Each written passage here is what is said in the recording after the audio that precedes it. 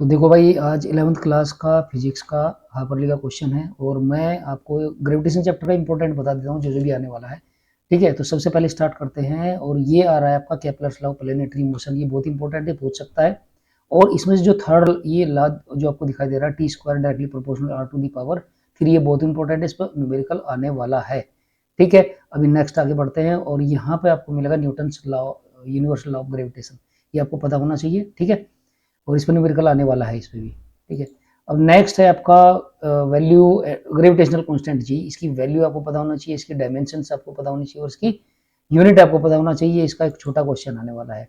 अभी इसके बाद आपका आता है भाई ग्रेविटेशनल कांस्टेंट जी और स्मॉल जी में जो रिलेशन है, g equal to G M upon r square, बहुत इंपॉर्टेंट है। और किसी और प्लेनेट पे भी ये पूछ सकता है कि वहाँ का एम आपका दिया हुआ प्लेनेट का और वहाँ की रेडियस दी हो तो वहाँ पर जी की वैल्यू कितनी होगी, ये दिखा क्वेश्चन पूछ सकता है भाई वो। ठीक है, इसके बाद है भाई आपका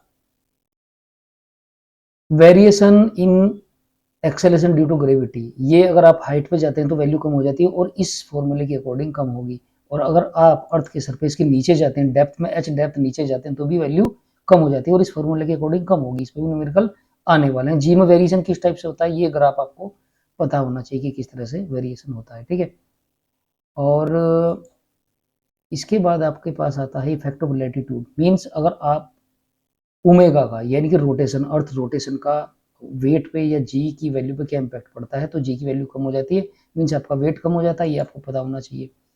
इसके बाद अगर आप पोल्स पे जाते हैं तो वहाँ पे जी की वैल्यू कम होती है या बढ़ती है, ये आपको पता होना चाहिए। और ग्रेविटेशनल पोटेंशियल, ये ग्रेविटेशन पोटेंशियल इसकी डेफिनेशन आ सकती है और ये आपको पर यूनिट मास को इनफाइनाइट से किसी पॉइंट पर लाने में जो वर्क करना पड़ता है उसको आपको बोलते हैं ग्रेविटेशनल पोटेंशियल। ये बहुत इंपॉर्टेंट है। ओके, इसके बाद आपके पास आता है gravitational potential energy, very very बहुत इंपॉर्टेंट है और इस पर न्यूमेरिकल आते हैं। ठीक है, एक इसके बाद आ जाते हैं आपका orbital speed and time of revolution of satellite. ये बहुत इंपॉर्टेंट है। आपका वीओ आपको पता होना चाहिए और आपको टी टाइम पीरियड का फॉर्मूला पता होना चाहिए। इस पर न्यूमेरिकल आने वाले हैं।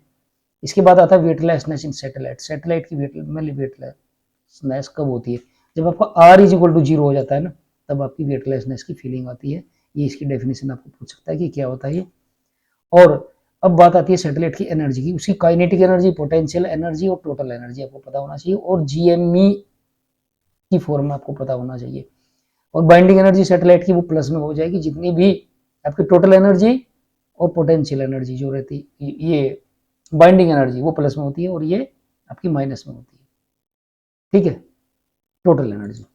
इसके बाद आता है आपका एस्केप एनर्जी और एस्केप वेलोसिटी। इसकी डेफिनेशन पक्का आने वाली है भाई और आपको इसका फार्मूला जो रहता है वो वी अंडर रूट 2GRE होता है। सैटेलाइट की वेलोसिटी ई और उसके वी ओ में आपको रिलेशन पता होना चाहिए, पूछ सकता है। ठीक है, किसी सैटेलाइट की व्यू आपको दिया हुआ तो पूछ सकता है उसकी एस्केप वेलोसिटी कितनी होनी चाहिए। ठीक है, तो ये पूछ सकता है। तो ये इंपॉर्टेंट चीजें थी आपकी ग्रेविटेशन चैप्टर की, इसमें आने की पूरी पूरी संभावना है। तो चैनल को सब्सक्राइब जरूर कर दें भाई।